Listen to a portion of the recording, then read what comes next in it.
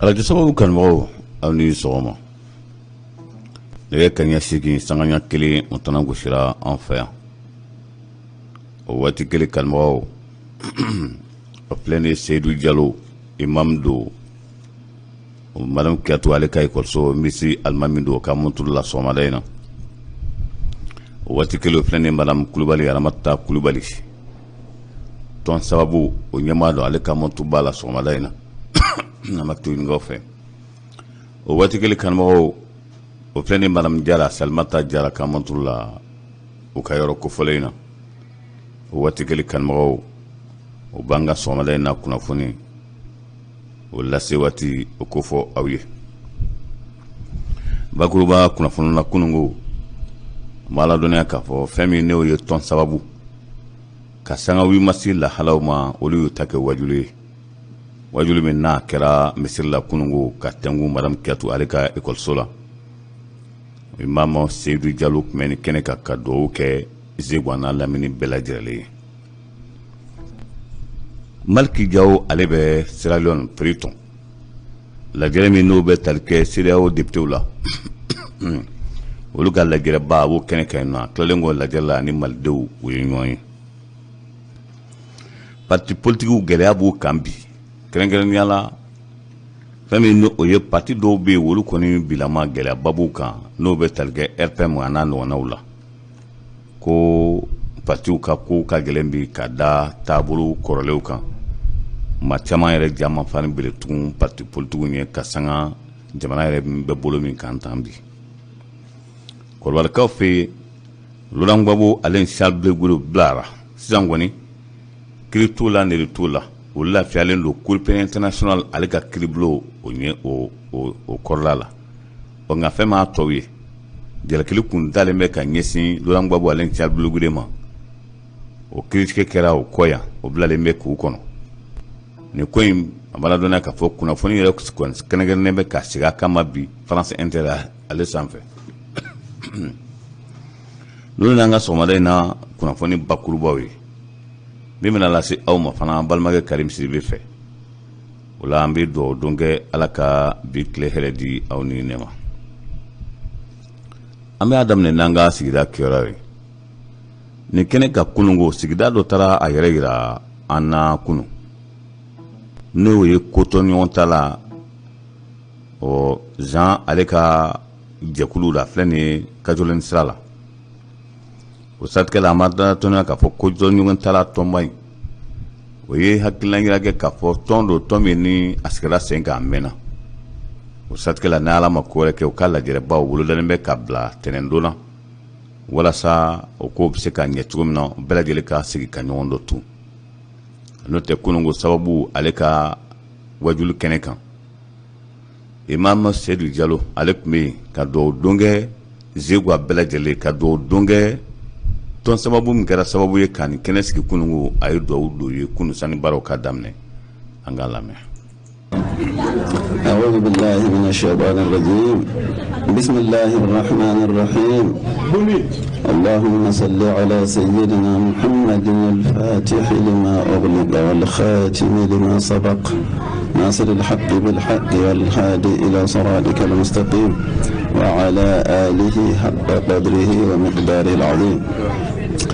إن الله وملائكته يصلون على النبي يا أيها الذين آمنوا صلوا عليه وسلموا تسليما صلى الله عليه وعلى آله وصحبه وسلم تسليما سبحان ربك رب العزة عما يصفون وسلام على المرسلين والحمد لله رب الفاتح. الحمد لله رب العالمين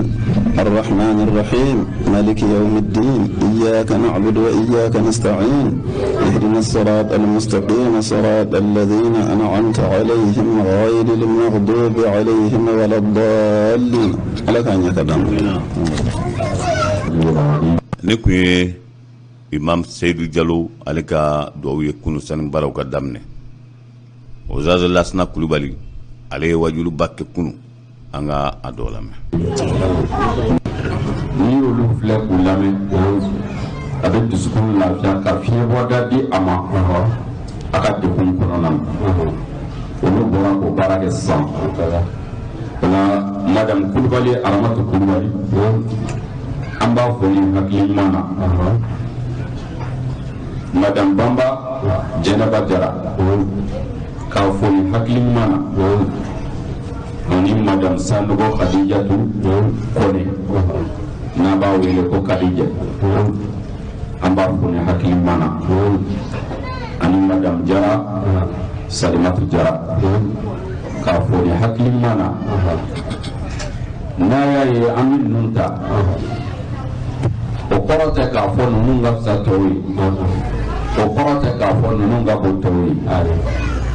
mais maa ka ɲɛmaaw fɔlen e ta b'o kɔnɔ sabu maa o maa y'i bonya k'i ɲɛmaa dɔgɔya a m'i bonya. ni ala sɔnna ma n'an tilara kunnafoni na an bɛna kunkun a n'a ɲɛɲɛ an bɛ lase baden bɛɛ lajɛlen ma. Mali kibaruyaw la Maliki Jaw ale bɛ Sierra Leone taama la CEDEAO députéw olu ka lajɛrɛba min bɛ senna ni waati in na an bɛ ala dɔnniya k'a fɔ a yɛrɛ a taara o kɛnɛ kan lajɛrɛ bannen kɔfɛ a sera ka maliden minnu sigilen bɛ Sierra Leone hali n'a sɔrɔ a maa man ca kosɛbɛ nka u sigila yɔrɔ kelen k'a hakilinaw jira ɲɔgɔn na olu fana seginna kuma kelen min ni tɔw bɛ ka k'a fɔ o seginna o kelen de kan o tɛ dɔ wɛrɛ ye olu ka papiye ko bilama gɛlɛyaba de b'a la carte nina carte d'identité ani wolosɛbɛn o min gɛlɛya b'u kan u kɔni y'o lase Maliki Jaw ma ko fana ka fɛɛrɛ bɛɛ lajɛlen tigɛ walasa o gɛlɛyaba in bɛ se ka nɔgɔya cogo min na Amadou Ba ale ye Haut Conseil des mandats électoraux bɛ Sierra Leone ale ɲɛmaa ye ale kɔni ye foli lase u ma kosɛbɛ ka jira la k'a fɔ CNT bɛ baara min na bɛɛ lajɛlen ɲɛ b'a la fanga seginso baaraw u bɛ sen na an ka minisiri ka baara ɲɛsinnen bɛ fanga seginso baaraw ma ani kalafili labɛnni ma colonel Abdoulaye Maïga ale ni an ka minisiri ka baara ɲɛsinnen bɛ siraba ko ma maganfili dabɔ o ye falen kɛ kunu a jira k'a fɔ walasa sigida mɛriw ka fanga ka sigi o ma ko kuma in bɛ senna a mɛnna nka waliyali n'a ma daminɛ furancɛ fanga in na ko ni nin tɛmɛna a tɛna se ka daminɛ tun o de la an b'a ladɔnniya k'a fɔ ministre des transports ani collectivité ɲɛma olu ye miliyari 7 a n'a kunkanfɛn de di kunu walasa komini minnu ni olu ka sirabaw kan ka dilan ko k'a ko to mɛrilakaw yɛrɛ bolo min ka fisa ko o de y'o ye ni baara ye baara min n'a kuma bɛ senna a mɛnna ka d'a kan a fɔra de ko ka komini bɛɛ lajɛlen o baara n'u ka hakɛw u n'u ka sɔrɔw ko k'o bɛɛ lajɛlen di komini ɲɛmaaw ma ka faraw kan ko kura ka dɛmɛ ta ka ɲɛsin o kominiw ma walasa u bɛ se k'u yɛrɛ dilan cogo min na o kuma min fɔra n'a bɛ ni ka san caman bɔ bi an bɛ aw ladɔnniya k'a fɔ kununko de ni minisiri 2 ye tɛgɛnɔ bila kɛ gafe na nka u bɛ kɛrɛnkɛrɛn ka ɲɛsin fɛn min ma o ye sirabako ye komini caman bɛ bi o sirabaw olu tiɲɛnen don furancɛ caman bɛ bi région kɔnɔna o sirabaw tiɲɛnen don ko a kan ka fara ɲɔgɔn kan de k'a ko bɛɛ lajɛlen di sigidalamaw ma a ka ca ala fɛ n'olu bolo b'a la k'u b'a dɔn k'a fɔ a tiɲɛli o bɛ nɔgɔya o bɛ dɔgɔya minisiri min ka baara ɲɛsinnen bɛ nafoloko ma a jirala k'a fɔ viɲɛti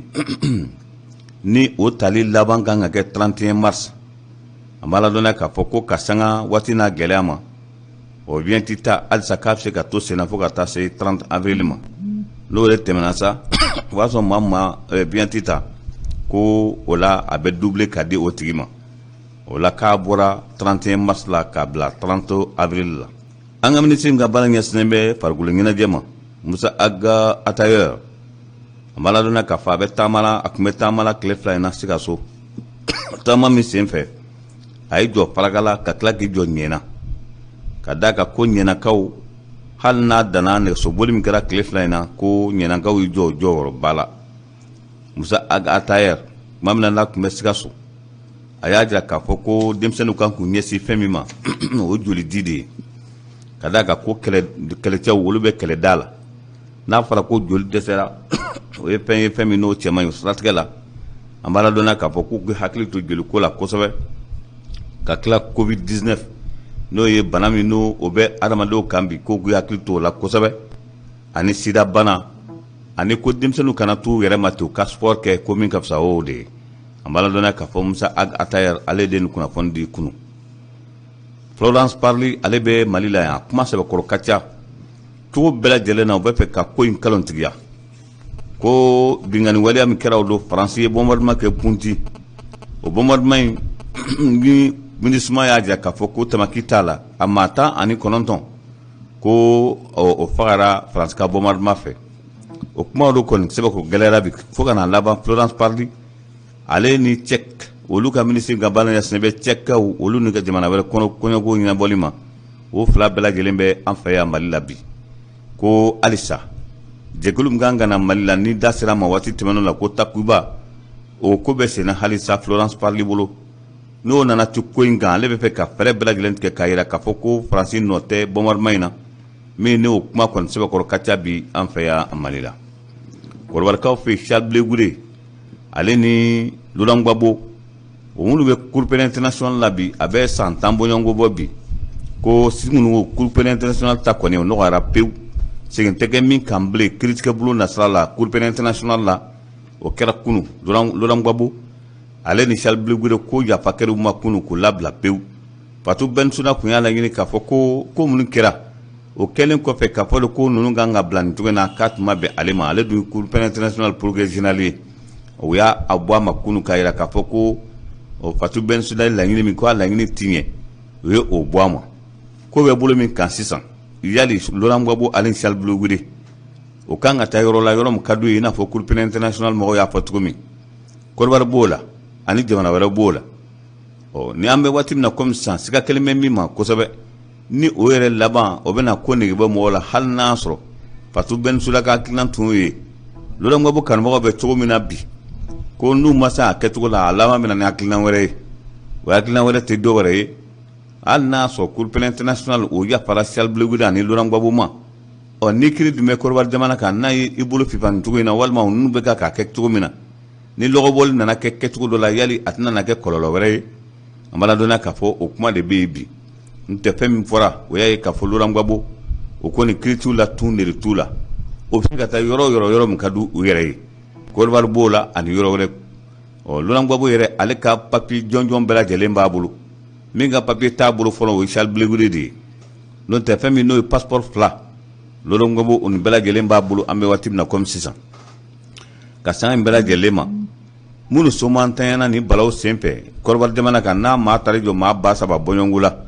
wolu ka tonya ja ka foko jajien serganan ton o critique bulu ko wolu tikmo kuna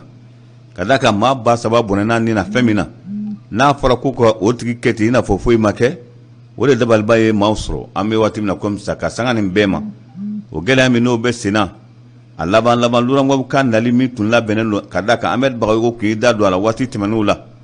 ko ka ko la ben do be tungo ko ka yoro ngini ka di Lulangwabo ma ka la sagoye akati ala pe nanana na tugala mimbe na ni ben o wala sa Lulangwabo bi se ka abla yoro la ka ke ina fo ka la kodo ina fo jamana nyama kro nimbela jelembe talike korwar ka wole de ka tabulu la ngambe watim na comme 600 fami no ye Lulangwabo ka koni akuma kon sebe ko kacha bi ko sebe o kon lablara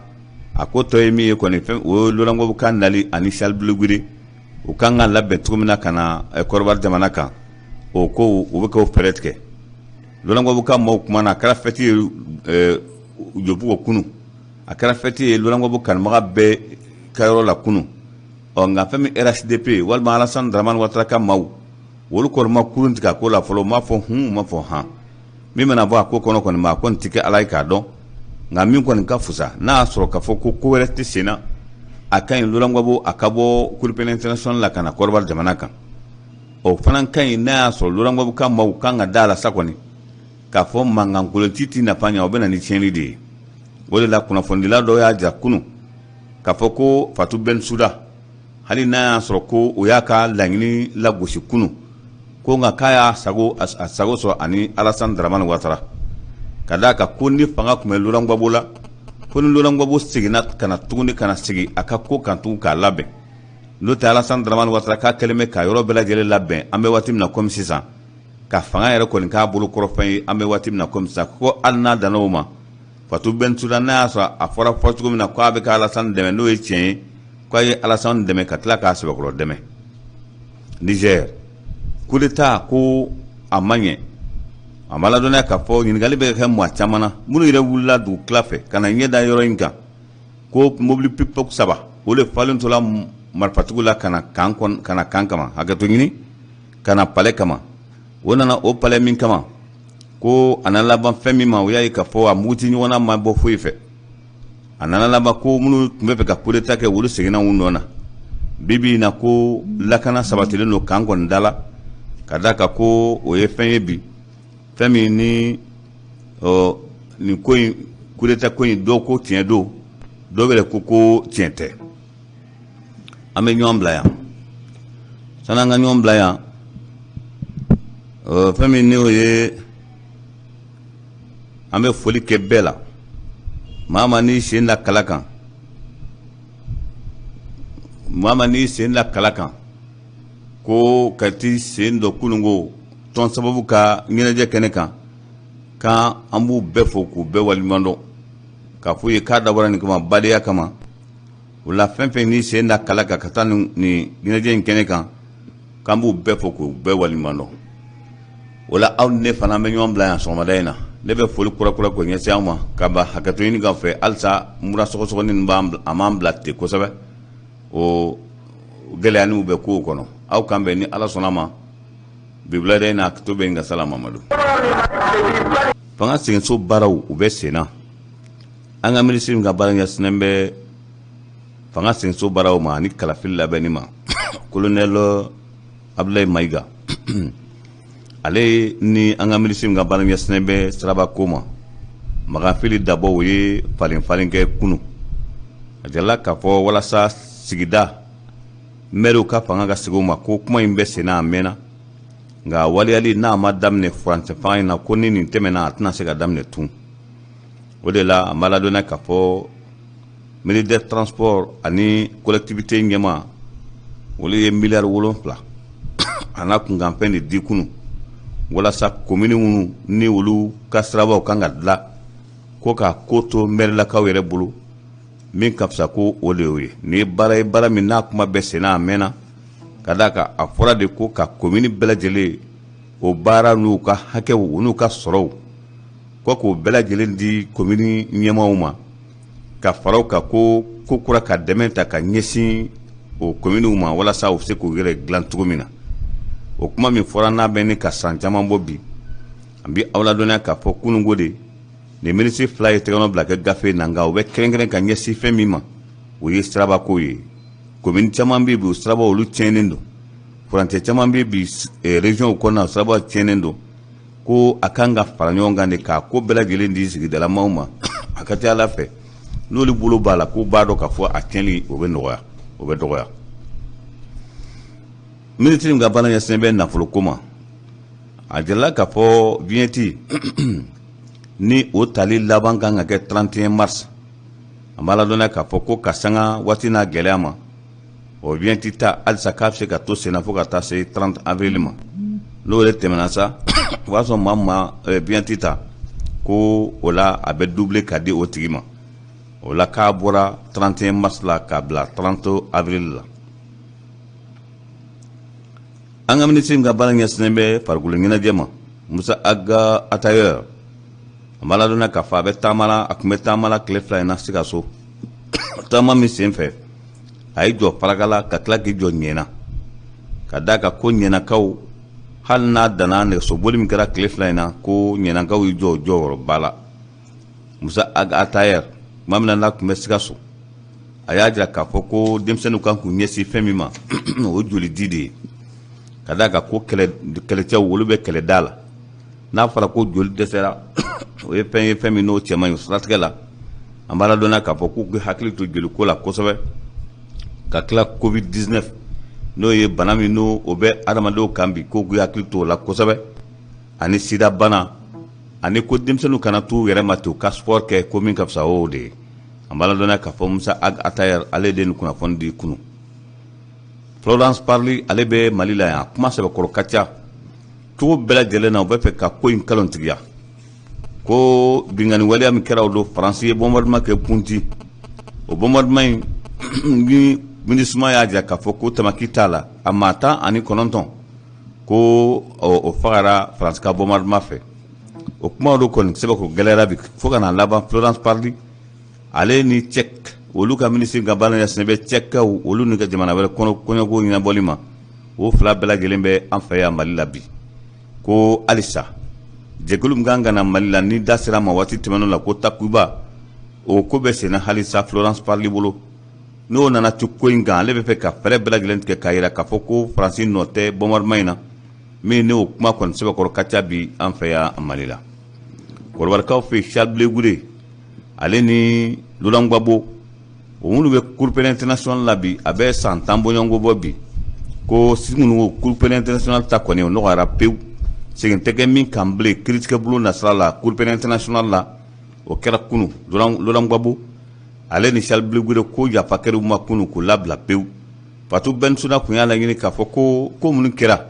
o kɛlen kɔfɛ k'a fɔ ko ninnu kan ka bila nin cogo in na k'a tuma bɛn ale ma ale dun Cour pénale internationale progrès général ye